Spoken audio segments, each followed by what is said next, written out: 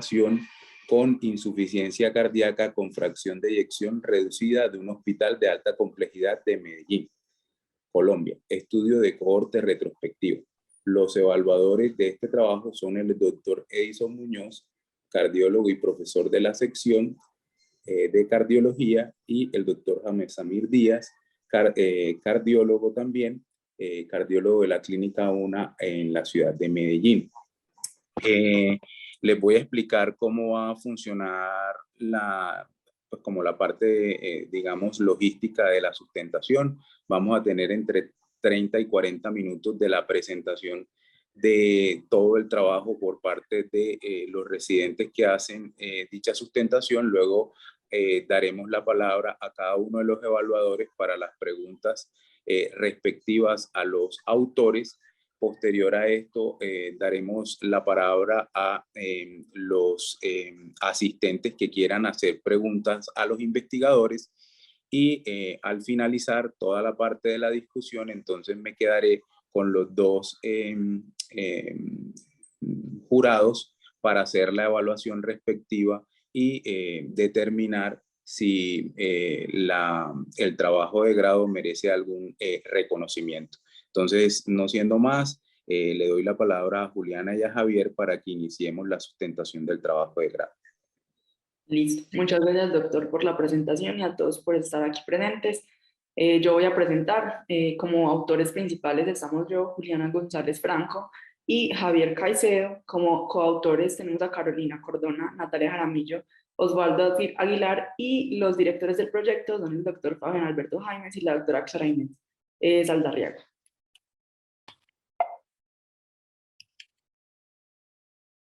Esta es la agenda que tendremos el día de hoy. Vamos a empezar con la introducción al trabajo, los objetivos, luego la metodología, finalmente los resultados, la discusión y una gran conclusión al respecto. Como introducción tenemos entonces que recordar que la insuficiencia cardíaca es una enfermedad con una alta carga de morbilidad y mortalidad, y dependiendo del reporte que se lea, la prevalencia puede estar alrededor del 2%, varía según el continente, y se estima más o menos en el 2020-2021 que 64 millones de personas en el mundo vivían con insuficiencia cardíaca.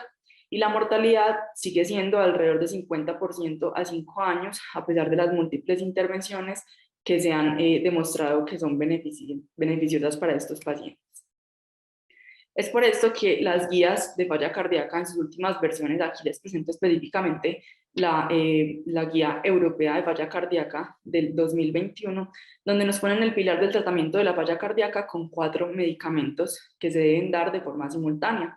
Ellos son los IECA-ARNI, los betabloqueadores, los antagonistas del receptor de mineralocorticoide y los inhibidores de SGLT2.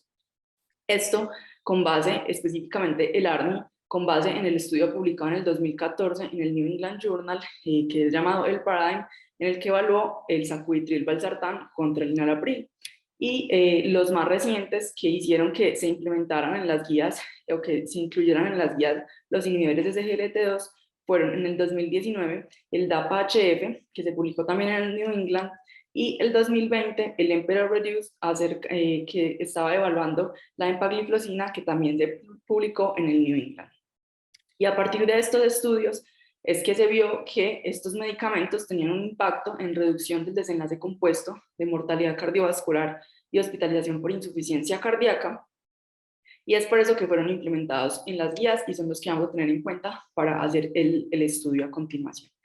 Dentro del planteamiento del problema de justificación tenemos que recordar que hay algunas diferencias en la falla cardíaca, tanto en Latinoamérica como en Colombia, con respecto al resto del mundo, y en registros se ha visto una tasa bruta de mortalidad que puede ser de 168 por 100.000. Estos sobre todo son estudios de Brasil, que es el país que más datos aporta en Latinoamérica, versus 82.3 por 100.000, que pueden ser datos que son más cercanos a lo que ocurre en Estados Unidos, entonces vemos que es mayor. Y a un año la letalidad puede ser del 24.5% y a un año también la hospitalización del 31%. En Latinoamérica se considera que las etiologías más frecuentes son Chagas, 36%, probablemente porque los datos vienen de Brasil, isquémica 35%, y en Estados Unidos la isquémica representa mucho más, el 68%. Los datos específicamente de Colombia publicados nos indican que hay una menor frecuencia de fibrilación auricular en los pacientes con falla, mayor disfunción diastólica sistólica, moderada grave, y el uso subóptimo de dispositivos implantables. Y nos dicen que la etiología es aproximadamente 43% isquémica. Y es importante tener en cuenta que en los ensayos clínicos que les mencioné previamente, la representación de latinoamericanos fue aproximadamente el 17 al 34%, y siempre se ha visto que los pacientes latinoamericanos representados en estos estudios usualmente son más jóvenes, son más mujeres, tienen implementación de terapia médica óptima que es diferente, y por eso es importante hacer pues como un análisis en nuestra población específicamente. Y otro problema que tenemos es la prescripción diferencial de medicamentos.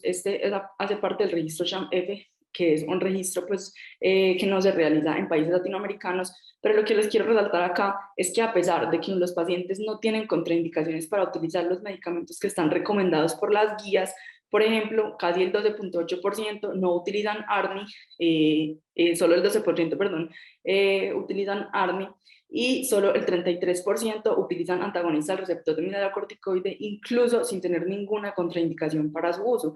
Es decir, que la prescripción de los medicamentos recomendados por las guías es demorada, tarda tiempo, y esto también impacta en la inclusión de los pacientes a los estudios, porque usualmente para evaluar un fármaco nuevo, los pacientes deben tener instaurada la terapia médica óptima desde antes. Estos pacientes en los que se prescriben menos los medicamentos, usualmente son pacientes con enfermedad renal crónica, hispanos y ancianos. Hispanos, como les dije, teniendo en cuenta que viven pues, en países como Estados Unidos, Suecia y el Reino Unido. Y cuando tenemos en cuenta los ensayos clínicos aleatorizados, sabemos que son los estudios que, digamos, en el momento son la piedra angular de las investigaciones, sobre todo de intervenciones farmacológicas, y esto se debe porque tienen mejor validez interna, porque hacen un mejor control de sesgos. Sin embargo, tienen estrictos criterios de inclusión y de exclusión, son costosos, y por eso el tiempo de seguimiento probablemente no sea muy largo, y esto nos lleva a pensar cuál será su aplicabilidad real en la práctica clínica, debido a que nuestros pacientes y los de otras poblaciones pueden tener diferencias sociodemográficas, diferentes etiologías de la enfermedad, en este caso de la falla cardíaca, diferentes comorbilidades, y la implementación de las terapias en el tiempo puede ser distinta según la población que sea estudiada.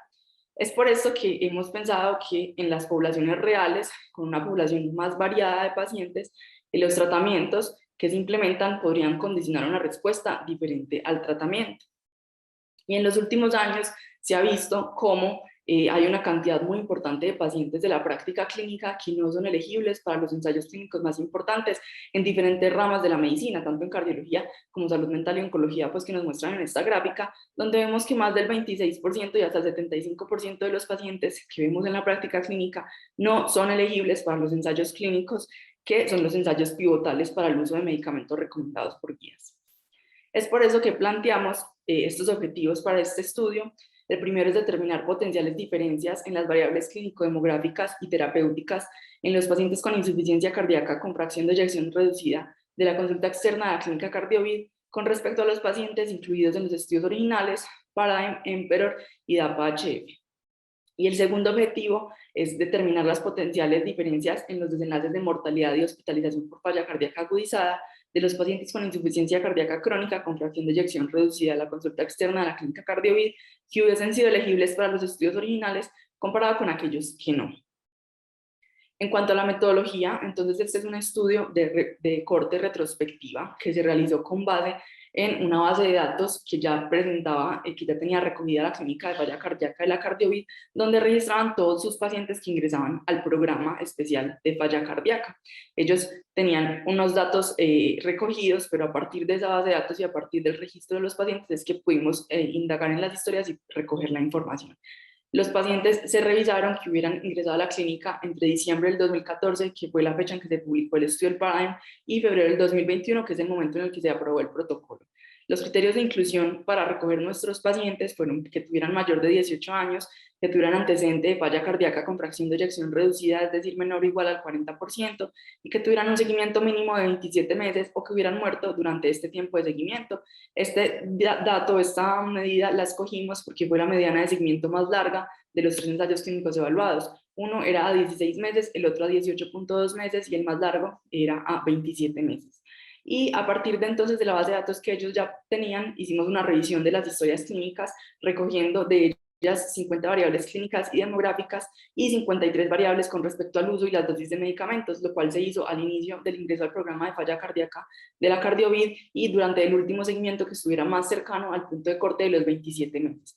Además, se recogió el dato de hospitalizaciones a partir de la historia clínica que dijera en una cita que había tenido una hospitalización en otra parte o que tuviera un registro en la historia clínica de la CardioVid que había estado hospitalizado en esa institución. Y el dato de mortalidad se obtuvo también a partir de la historia clínica para aquellos pacientes que habían muerto en la clínica CardioVid, pero para aquellos que no, se hizo una revisión de todos los pacientes en el ADRES, donde está el estado vital y la fecha en que se desafilia el paciente de la seguridad social. Y este dato se tomó para poder llenar los datos, pero esto no nos da información sobre las causas de mortalidad, por lo que al final del estudio, teniendo en cuenta que la mayoría de muertes eran desconocidas, la clínica CardioVid llamó a los familiares de los pacientes que habían muerto y a aquellos que voluntariamente querían dar información al respecto de la muerte de sus familiares, la daban y se registraba pues, en la base de datos. A partir entonces de estos pacientes que recogimos, lo que hicimos posteriormente fue aplicar los criterios de inclusión y exclusión de cada uno de los estudios originales, es decir, del DAPA, del EMPEROR y del PARADIGM.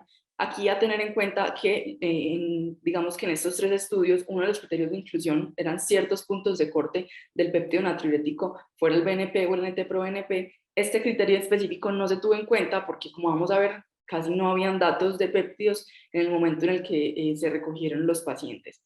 A partir de esta aplicación de los criterios para cada tipo de estudio, se obtuvieron 6 cortes diferentes. Entonces, al aplicar los criterios para, por ejemplo, el estudio del DAPA-HF, se obtuvieron 2 cortes, la A-DAPA-HF y la B-DAPA-HF. La A son aquellos pacientes que hubieran sido elegibles para el estudio, es decir, que se hubieran podido incluir en el estudio original, y la corte B son aquellos que por algún motivo no cumplían los criterios de inclusión o tenían algún criterio de exclusión. Asimismo, lo hicimos para el EMPEROR obteniendo 2 cortes, la A-EMPEROR y la B-EMPEROR, y para el PARADIGM teniendo el A-PARADIGM y el B-PARADIGM. A partir de aquí, entonces hicimos las comparaciones en cada grupo, comparando la B con el DAPA y la A con el DAPA, y así para cada estudio. Y para esto hicimos varios métodos estadísticos, iniciando por un análisis descriptivo en el que se utilizaron medias y desviaciones estándar o medianas y rangos intercuartílicos.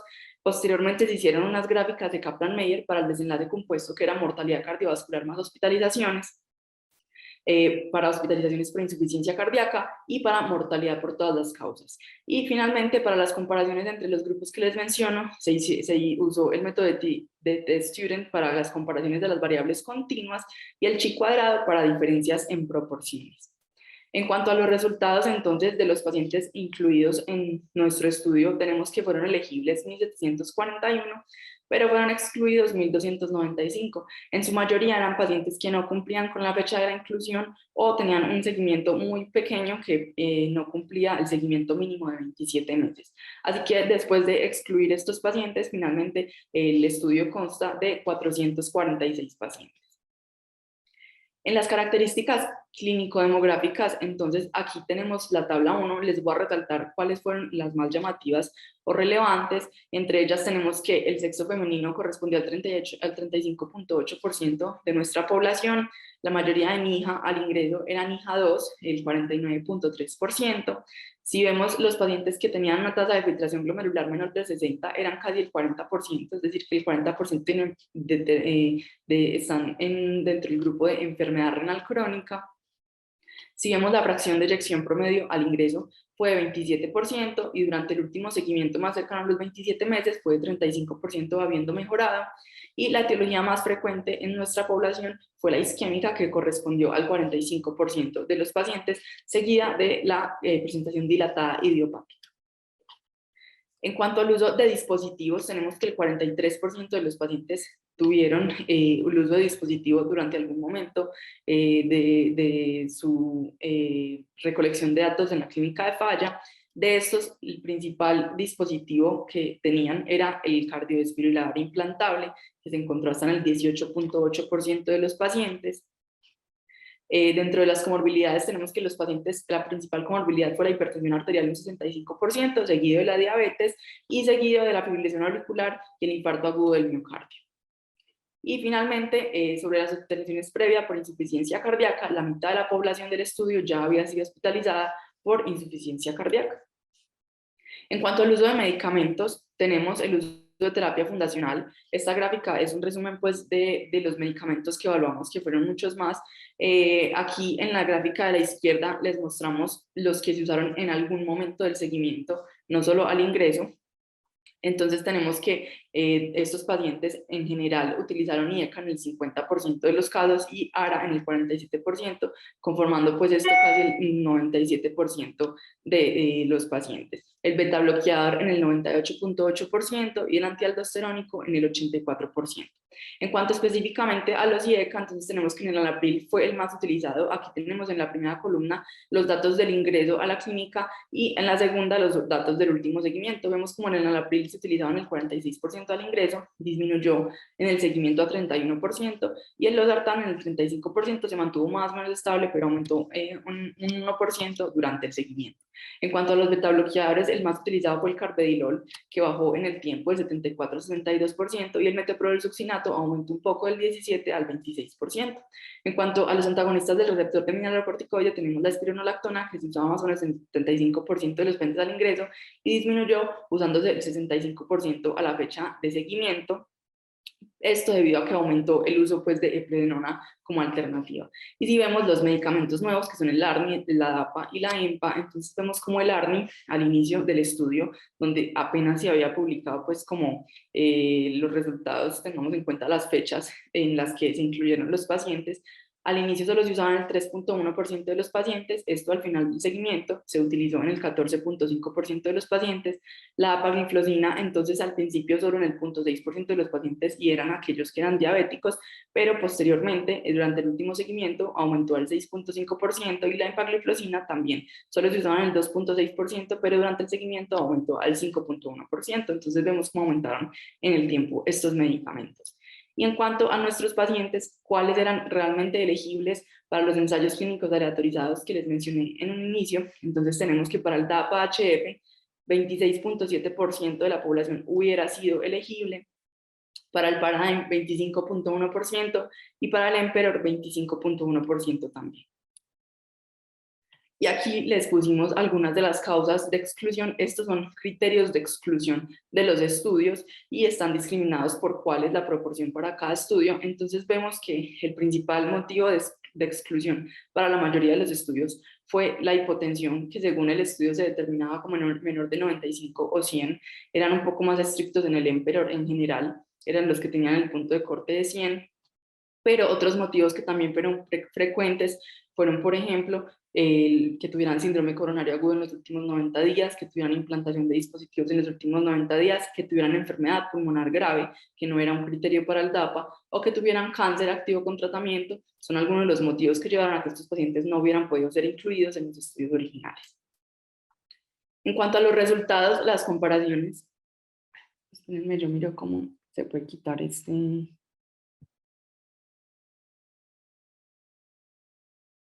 No se puede quitar.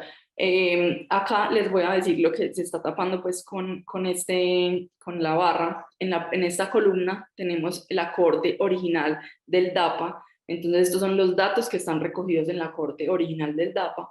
En esta columna tenemos nuestra corte A del DAPA, es decir, los pacientes de nuestra corte que sí hubieran sido incluidos en los estudios originales. Y en esta columna tenemos los pacientes de la corte B DAPA, es decir, los pacientes que no se hubieran podido incluir por algún motivo en el estudio original. Acá les voy a resaltar solo algunas cosas importantes de estos pacientes. Entre ellos vemos que el sexo femenino fue mayor para nuestra corte, tanto los que se incluían como los que no se hubieran podido incluir, siendo alrededor del 30%. NIHA 1 claramente fue mayor en los pacientes que no se hubieran podido incluir en los estudios originales, pues porque era un criterio para no inclusión en estos estudios. Y vemos que también el NIHA 4 estuvo más presente en los pacientes que no hubieran sido elegibles para los estudios originales. En cuanto a los péptidos, vemos como en el estudio original y nuestra corte, que sí hubiera sido aplicable, eran similares, pero cuando vemos a aquellos pacientes que se hubieran excluido, tenían unos péptidos que eran mayores, teniendo en cuenta la baja cantidad de péptidos pues, que se pudieron recolectar. Y en cuanto a la fracción de eyección, vemos cómo fue menor en nuestra corte que en la corte original, 27 versus 31%. En cuanto a la etiología, vemos como en la corte original el 55% eran isquémicos. En nuestra población era un poco menos frecuente la isquémica, siendo aún menos en los pacientes que sí se hubieran podido incluir. Y en cuanto al antecedente de hospitalización, vemos que los que sí se hubieran incluido tenían menos antecedente de hospitalización, 39%, versus la cohorte original que era 47%, pero aquellos que no se hubieran podido incluir tenían incluso mayores hospitalizaciones que el estudio original. En cuanto a la tasa de filtración, vemos como en el estudio original era 66 mililitros por minuto y en nuestro estudio era un poco mayor, 71 para los que se hubieran incluido y 65, muy similar para los que no se hubieran incluido. Y en cuanto a los dispositivos, vemos como en cuanto al cardiodesfibrilador implantable, realmente ellos utilizaban 26% en la cohorte original y en nuestro estudio los pacientes tenían menos uso de cardiodesfibrilador, 18 en los que sí se hubieran incluido y 20 en los que no. Y para el uso de resincronizador, específicamente fue lo contrario. En los estudios originales se utilizaron 8%, pero en nuestra cohorte fue mayor el uso tanto para los pacientes que se hubieran incluido como para aquellos que no se hubieran incluido. Y en cuanto a los medicamentos de la terapia médica óptima de falla cardíaca, específicamente el IECA o el ARA, que los juntan pues en los estudios originales en las tablas 1, por lo que lo pusimos así también, vemos que en los estudios originales, en este caso en el DAPA se usaban en el 68%, y en nuestros pacientes de la cohorte, en los que sí se hubieran incluido, se utilizaban con mucho más frecuencia, en el 94.1%, a diferencia de los pacientes que no se hubieran podido incluir, en quienes el uso de terapia médica óptima era menor, en este caso 82%. Y lo mismo pasa con los beta bloqueadores, en quienes en el grupo, en la cohorte A, es decir, los sí incluidos, era mayor, era un porcentaje cercano al 100%, en cambio, en los pacientes que no se hubieran podido incluir en los estudios, tenían una menos prescripción de medicamentos de terapia médica óptima. Estas características que les resalto del DAPA son muchas, pero son muy similares en las comparaciones tanto del Paradigm como del Emperor, por lo que a continuación en el Emperor solo les voy a resaltar algunas cosas que son diferentes porque el resto son muy similares. Igualmente, en esta columna tenemos entonces la cohorte original del estudio original, en la segunda columna tenemos los pacientes de la cohorte A Emperor y en esta columna tenemos la cohorte B Emperor. Entonces, en algunas diferencias tenemos que, a diferencia de la comparación de DAPA, en la comparación del Emperor, todos tenían una FEBI que era muy similar, del 27%, y las hospitalizaciones que eran mayores en el estudio original para DAPA, aquí fueron mayores para nuestra cohorte comparado con el Emperor, tanto para los pacientes de la cohorte A como los pacientes de nuestra cohorte B. Y aquí están las comparaciones específicamente del Paradigm. Tenemos entonces que también les voy a mostrar solo las relevantes que son diferentes, pero con respecto a las gráficas anteriores, y tenemos específicamente en esta el uso de dispositivos. Aquí vemos cómo el cardiodesfibrilador del Paradigm, realmente del estudio original, el uso fue menor con respecto a los estudios previos, y nuestros pacientes de la clínica de falla tenían un uso mayor de cardiodesfibrilador que el resultado original del Paradigm. En cuanto al resincronizador, sí era similar a los resultados que les había mostrado previamente, que nuestros pacientes utilizan más resincronizador que los pacientes de los estudios originales. No les mencioné pues cada P que hace la comparación, porque casi todas las P que tenemos en las gráficas fueron estadísticamente significativas. En cuanto a los resultados de mortalidad, tengamos en cuenta que se logró un seguimiento de 918 personas año, con una mediana de 27 meses, con un rango de 0 a 65 meses. Esto debido a los pacientes que se morían muy cercano al momento de ingreso a la clínica, pues que nos daban un seguimiento o una mortalidad muy rápida y por lo tanto un rango muy pequeño de seguimiento. Y la mortalidad por cualquier causa, entonces como podemos ver en esta gráfica, fue mucho mayor en las 3 cohortes B que en las cohortes A. Entonces fue alrededor del 30% para cada una de las cohortes B y alrededor del 18-19% para las cohortes A, siendo entonces significativamente mayor la mortalidad general para las cohortes B. Y esto es lo mismo que vemos aquí en las tablas o en las gráficas de Kaplan-Meier, donde la cohorte B, que es la línea roja, tenía mayor incidencia de mortalidad, o sea, menor probabilidad de supervivencia en el tiempo comparado con la cohorte A, y esto se mantuvo pues de forma muy similar para los tres, la comparación de los 3 estudios. Cuando uno entra a evaluar en la mortalidad de estos pacientes, cuál fue la causa de mortalidad, aunque muchos de los datos fueron que fue desconocida finalmente, tenemos que hubo menor mortalidad cardiovascular en las cohortes B que en las cohortes A. Es decir, para DAPA, por ejemplo, la mortalidad cardiovascular de la cohorte B fue del 50% y de la cohorte A, es decir, de los que sí se hubieran incluido, fue el 60%. Y para Paradigm, la cohorte B tuvo una mortalidad del 50% versus la cohorte A del Paradigm, que tuvo una mortalidad del 70%. La de Emperor fue muy similar pues, para ambos casos, pero aquí vemos pues, que en general fue menor la mortalidad cardiovascular para aquellos pacientes que no hubieran sido incluidos. Y en cuanto al desenlace compuesto, les voy a presentar los desenlaces pues, de hospitalización por falla. Realmente no hubo muchas diferencias en la primera hospitalización por falla cardíaca en las cohortes A de ninguno de los estudios con respecto a las cohortes B de ninguno de los estudios. Fue alrededor del 35-39% en ambos grupos. Y cuando se evalúa como tal el desenlace compuesto de mortalidad cardiovascular más hospitalización por falla cardíaca, entonces tenemos que también fueron más o menos similares, siendo más marcada la diferencia en el DAPA, donde la cohorte A tuvo una incidencia del desenlace compuesto, una prevalencia, perdón, del 37.8 y en la cohorte B del 43.4, y esto lo podemos ver mejor en estas gráficas de Kaplan-Meier, donde vemos como el desenlace compuesto se presentó en mayor frecuencia en la cohorte B para el DAPA que en la cohorte A, pero para el Paradigm y para el Emperor realmente las líneas son muy similares, por lo que el desenlace compuesto como tal no fue diferente para las comparaciones de nuestra cohorte con respecto a, teniendo en cuenta pues los estudios originales. Y finalizando entonces en la discusión, tenemos que aproximadamente el 75% de los pacientes cumplían algún criterio de no elegibilidad de los estudios originales, y esto nos demuestra cómo los pacientes son altamente seleccionados en los ensayos clínicos aleatorizados. Y aquí les recuerdo que los principales motivos para que los pacientes no fueran incluidos fue que eran pacientes que tenían una presión arterial baja, que tenían enfermedad pulmonar, que tenían hipercalemia, que tenían ACV, AIT o implantación de dispositivos recientemente, síndrome coronario o una tasa de filtración glomerular que era baja. Y este resultado, digamos que no es muy llamativo, pero no está distante de otros hallazgos que han encontrado en diferentes estudios. Entonces acá les cito en esta diapositiva 5 estudios. Este primero es un estudio que se realizó con el registro de falla cardíaca aguda de Estados Unidos y algunos internacionales, en el que compararon los resultados, pues si los pacientes de los registros eran elegibles específicamente para este estudio que es el RELAX, que es de falla cardíaca aguda. Y ellos encontraron, por ejemplo, que de sus pacientes de los registros, solo 2 de cada 10 eran elegibles para este ensayo clínico. Y que encontraron además que los que no eran elegibles tenían más mortalidad, lo cual es muy similar a nuestro estudio, solo que en el contexto de falla cardíaca crónica con fracción de eyección reducida. En una revisión de la literatura del 2015, que hablan de varios estudios, cuando hacen énfasis en la parte de cardiología, ellos evalúan más de 20 estudios que han evaluado precisamente cómo es la elegibilidad de los pacientes de la práctica clínica con respecto a los pacientes de los ensayos clínicos, y encontraron en esta revisión que más del 50% de los pacientes no son elegibles para los ensayos clínicos aleatorizados, siendo los no elegibles más comórbidos, más ancianos, más mujeres y con menos tratamiento médico óptimo instaurado.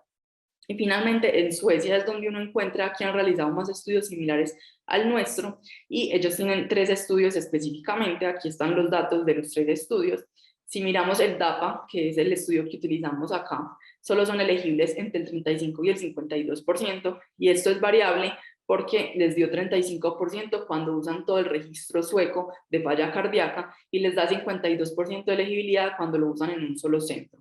Lo mismo para el Emperor, donde vemos que el 31 al 39% de los pacientes eran elegibles, 31% en el registro sueco y 39% en un hospital específico. Y finalmente para el Paradigm, solo en un hospital, obtuvieron que el 24% de los pacientes eran elegibles para este estudio, es decir, alrededor de un tercio de los pacientes eran elegibles en esos estudios, en Suecia específicamente.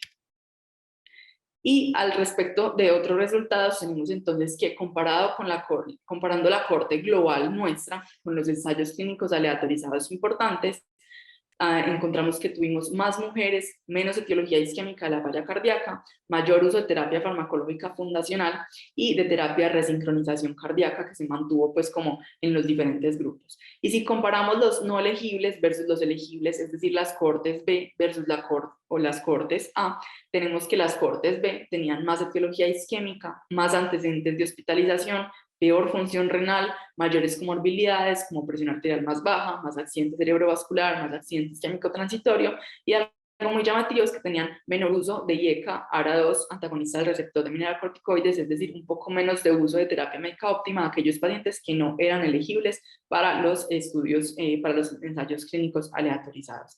Y si vemos el pronóstico de los pacientes que no eran elegibles, es decir, aquellos inelegibles para los ensayos clínicos, es peor en cuanto a mortalidad general. Y aquí nos llamó la atención que fuera menor la etiología cardiovascular de la muerte en los pacientes que no eran elegibles. En el resultado compuesto realmente no habían diferencias, pero en la mortalidad general sí hubo una diferencia llamativa. En cuanto a las fortalezas y limitaciones del estudio, entonces del primer estudio latinoamericano en evaluar los criterios de inclusión y exclusión de los 3 principales ensayos clínicos de los últimos años para el tratamiento de la insuficiencia cardíaca.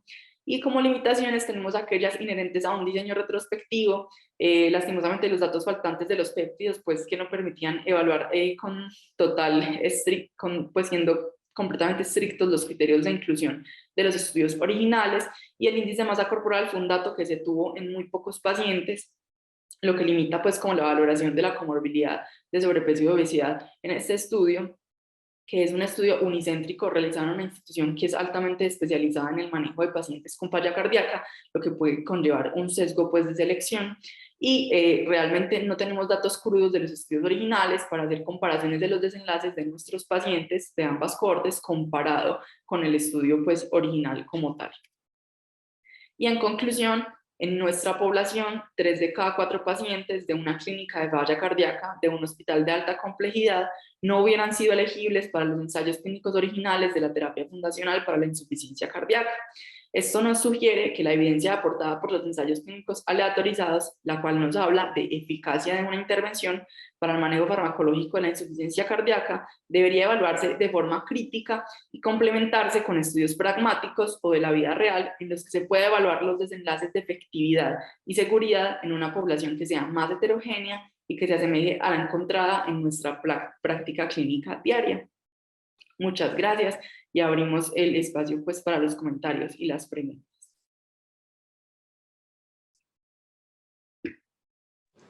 Muchas gracias, Juliana y Javier.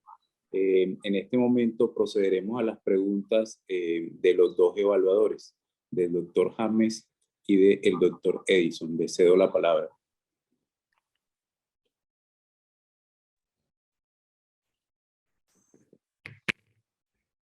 Buenos días, ¿me escuchan? Sí, le escuchamos perfecto. Bueno, Juliana, no, felicitaciones. Muchas gracias por tu presentación. Muy interesante lo que hicieron.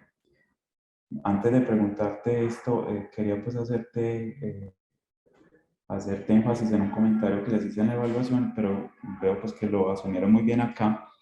Es diferente estudios del mundo real de cuando el estudio se enfoca en evaluar los criterios de elegibilidad para un ensayo clínico, ¿sí?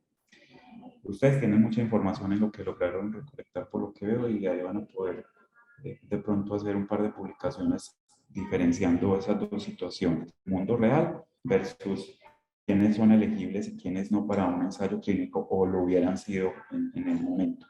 Entonces, concentrados en este segundo punto, que es lo que ustedes enfocaron el trabajo en esos criterios de elegibilidad, quisiera preguntarte, a ver, cuando se eligen los pacientes para un ensayo clínico, se buscan criterios de inclusión y criterios de exclusión. Y puede haber alguna población que queda siendo no elegible sin tener criterios de exclusión, que serían simplemente no elegibles.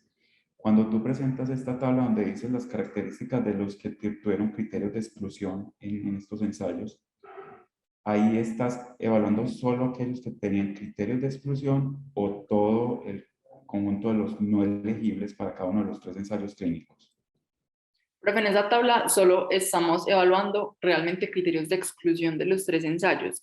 El único criterio de inclusión que pudieron no haber cumplido, que no está incluido en la tabla, es el uso de terapia médica óptima. Es decir, para los estudios, básicamente eran 3 o 4 criterios de inclusión, que eran que tuvieran el uso de terapia médica óptima, que incluía un IECA, ARNI y un beta bloqueador. Entonces no incluían el antagonista como requisito, que tuvieran una FEBI menor del 40%, excepto para el Paradigm, que lo cambiaron a 35%, y los criterios de corte de péptidos, que son los que no utilizamos.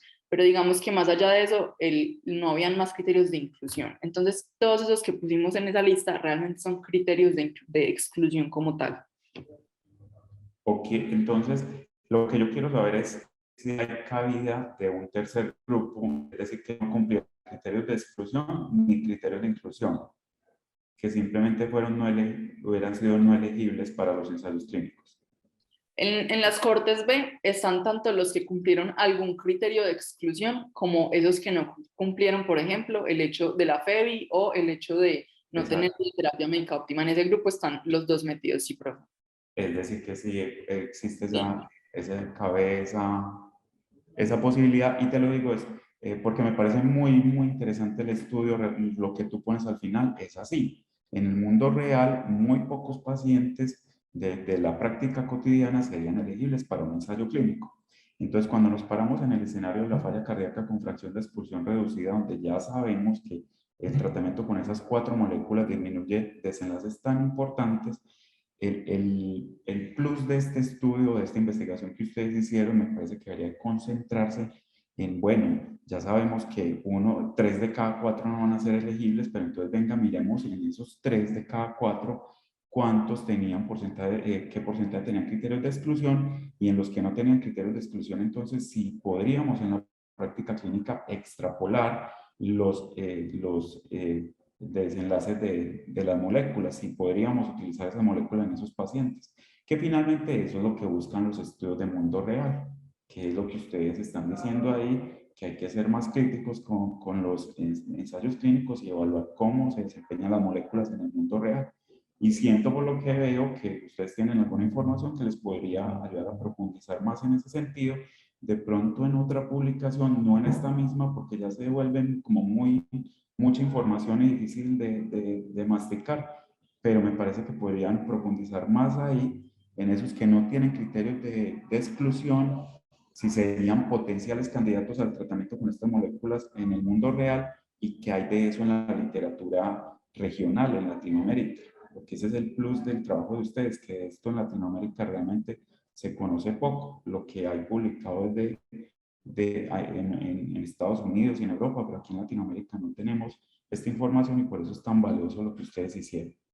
Y en ese sentido también te comentario, los 27 meses de seguimiento, entiendo entonces por lo que pusiste ahí que esa fue la mediana de los ensayos clínicos, pero mira que eso entonces, cuando estamos evaluando criterios de elegibilidad, no aplicaría, porque lo que queremos ver es si hubieran o no hubieran ingresado los ensayos clínicos, diferente de pronto si estuviéramos evaluando el comportamiento en el mundo real de las moléculas.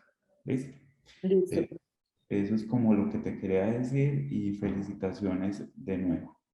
Muchas gracias, doctor. Buenos días, ¿me escuchan? Sí, profe.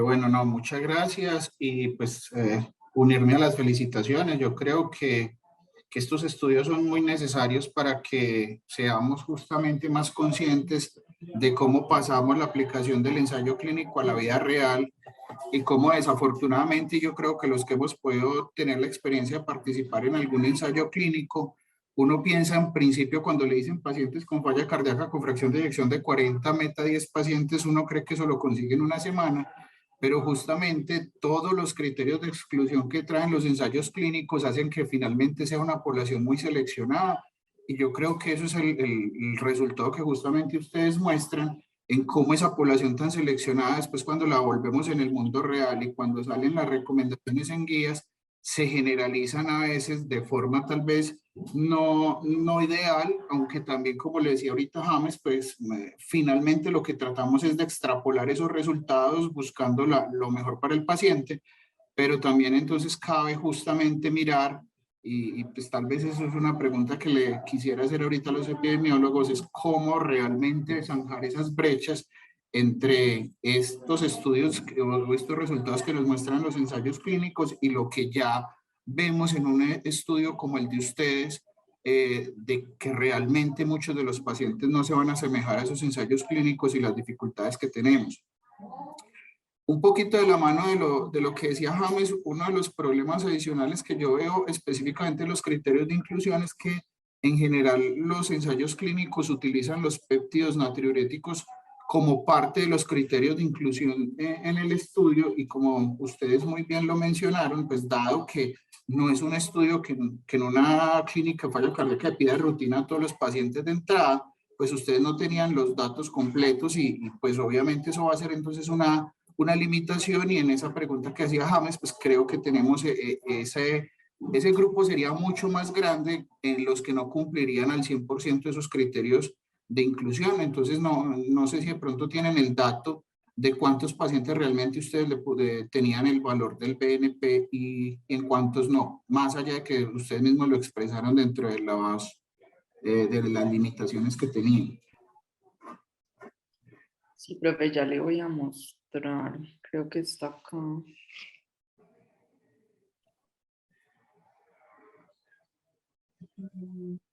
Por ejemplo, el NT-proBNP lo teníamos solo de 46 pacientes. Y el BNP, si no estoy mal, 2 pacientes. Bueno, porque finalmente eso hace que la corte que realmente sea completamente elegible a los criterios de inclusión y exclusión de los estudios, obviamente se ve limitado por esto. Entiendo que por eso ustedes se concentraron básicamente fue en los criterios de exclusión, pero digamos que eso sería pues como una limitación que tenemos.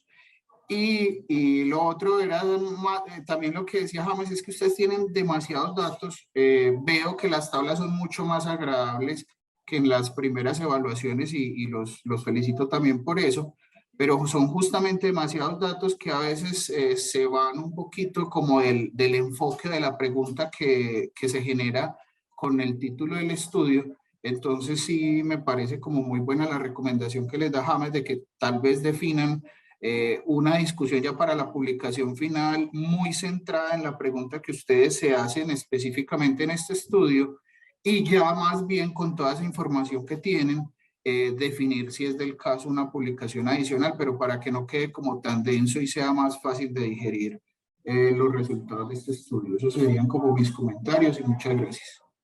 Muchas gracias, doctor.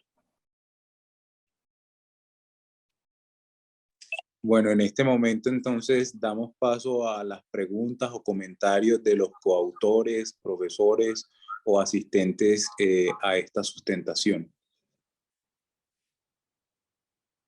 Alguien que tenga algún comentario, alguna pregunta, nos indica para activarle el micrófono si no lo tiene activo. Al profe Fabián, vamos. Buen día. Tremendo trabajo, muchachos. Felicitaciones. Felicitaciones. A ver, yo quisiera resaltar 2 cosas grandes. Las conclusiones, que me parecen fantásticas. Hay que resaltar en las conclusiones 2 aspectos fundamentales. El primero, miren que esto se hizo en una clínica con una gran experiencia y una gran trayectoria en el manejo del paciente con falla. O sea que si nos ponemos en un escenario más real de la consulta general de la medicina interna de otras instituciones no especializadas, es probable que la diferencia sea mucho más grande. Quizás muchos menos pacientes o no son elegibles desde el principio para el estudio o cumplirían algún criterio de exclusión. ¿Ya? Miren que en la primera figura que nos mostró Juliana con respecto al flujograma de reclutamiento de pacientes, más de 2/3 partes desde el principio no entraron por el tiempo de seguimiento, por la fecha en que se habían incluido en la clínica, etc. Entonces, es probable que en la vida real tengamos muchos más pacientes, y ahí hay una diferencia importante como lo mencionó James, muchos más pacientes o que no cumplen criterios de elegibilidad para el estudio o que se pudieran excluir por diferentes características. Ese es el primer mensaje grande. Muy pocos pacientes de la vida real entran a los ensayos clínicos. Y el segundo mensaje importante es: no van a pensar por esto que es que los experimentos clínicos no sirven. Los experimentos clínicos son el primer punto con el cual nosotros sabemos para dónde va la cosa. La primera mirada, la dirección del efecto de los medicamentos la identificamos a partir del experimento clínico. Ese experimento clínico, en esas condiciones ideales, es el que nos dice por aquí sí va la cosa, este medicamento sí funciona, pues con todo lo que ya ustedes saben que necesitamos para evaluar la validez de estos estudios, o nos dice por aquí no va la cosa, este medicamento definitivamente no sirve, o a veces mucho más triste es peor. El problema berraco es el que menciona Edison. Bueno, ahora cómo pasamos eso a la vida real, y eso, Edison y colegas, es una respuesta que ni siquiera está en epidemiología, ni siquiera está simplemente en el diseño de los experimentos clínicos o de los estudios de cohorte, está casi que en un asunto epistemológico y filosófico. ¿Cómo pasamos los resultados de la investigación a la vida real? Esa es una situación muy complicada que no tiene una única respuesta. El experimento clínico nos dice para dónde va la cosa, pero no nos da la magnitud de eso. Los estimadores, los NNT, las diferencias de riesgo que vemos en el experimento son una aproximación que varía de acuerdo con cada paciente. Tenemos que hacer una combinación de juicio clínico, de intuición, de comunicación y atención al paciente que nos permite interpretar esos resultados del experimento clínico en la vida real. Ese resultado del experimento es el que tenemos que tratar de trasladar con cada paciente individual, pero entender que los números que nos da el experimento son valores aproximados. Yo tengo la certeza con el experimento clínico bien hecho que este medicamento me sirve en los pacientes con falla y que me reduce la hospitalización o que me reduce la mortalidad o las dos cosas. Pero la magnitud en la que logra esa diferencia va a variar con cada paciente. Y solamente el médico tratante con un criterio clínico razonable va a saber qué tan útil en mayor o menor medida va a ser ese medicamento en cada paciente individual, porque cada paciente, aunque no hubiese cumplido criterios de elegibilidad o aunque hubiese tenido algún criterio de exclusión, pudiera potencialmente beneficiarse de esa intervención. Pero esa ya es una decisión que va necesariamente centrada en cada paciente en particular. Nuevamente, felicitaciones, muchachos, tremendo trabajo, y ojalá veamos pronto los resultados de todas estas investigaciones publicadas. Cambio y fuera. Muchas gracias, profe. Yo quiero decir algo a propósito de lo que dijo el profesor Fabián. Veo por ahí en una tabla que tienen los medicamentos en la última consulta de seguimiento. A mí se me ocurre, pues no para esta, porque como lo dice Edison, una publicación debe estar definitivamente dirigida, enfocada en lo de la elegibilidad y dar toda una discusión bien amplia a ese respecto, porque eso créanme que es útil y eso no está bien dicho pues en este lado del mundo. Pero con esa información que ustedes tienen de los medicamentos en la primera consulta basal y los medicamentos en la consulta final, son pocos pacientes realmente los que han hecho la transición hacia estos tratamientos, que son los que demuestran con estos experimentos el impacto pues, sobre desenlaces duros, pero sí valdría la pena que exploraran un poquito más esos datos, me parece a mí, en la manera como se hace la transición a llevar a la práctica clínica en una clínica de estas tan especializada, donde los pacientes estaban tan bien tratados desde el principio. Entonces, ¿cómo se va dando esa transición durante el periodo que ustedes pueden observar de empezar a introducir los medicamentos que para esa época las guías empezaban y los estudios empezaban a mostrar que funcionaban en esta enfermedad? Me parece que podrían explorar un poco ahí y de pronto hacer comparaciones con lo que ocurre en otras partes del mundo e incluso entre las mismas moléculas, ¿cierto? De pronto, porque con más rapidez sea la transición de pronto con una molécula que con la otra. De eso también hay algunas cosas en la literatura que les podrían como apalancar una buena discusión. Muy buena idea, profe, muchas gracias. ¿Alguna otra Sí. intervención, pregunta, Perdón. comentario? Yo tengo la mano levantada hace un ratico, pero no me habían visto. ¿Me escuchan? Sí, profe. Sí, doctora, la escuchamos. Bueno, buenos días para todos. Yo también, pues, que vi directamente todo el trabajo tan grande que hicieron Juli y Javier, los quiero felicitar porque realmente no se trata de hacer un trabajo cualquiera, sino que ellos tuvieron esta idea desde el inicio. Querían realmente diseñar algo que metodológicamente les permitiera contestar esa pregunta. Y bueno, hicieron un trabajo súper tenaz para poder levantar toda la información y sacar las conclusiones que ustedes vieron en el día de hoy. Yo solo quería adicionar que pues estos datos también hay que analizarlos a la luz de cuál es la población que nosotros tenemos en la clínica de falla cardíaca. Nosotros somos referencia para trasplantes, opciones avanzadas de la insuficiencia cardíaca, por lo tanto, nuestra población es más enferma que probablemente la de general de cardiología de cualquier otro hospital.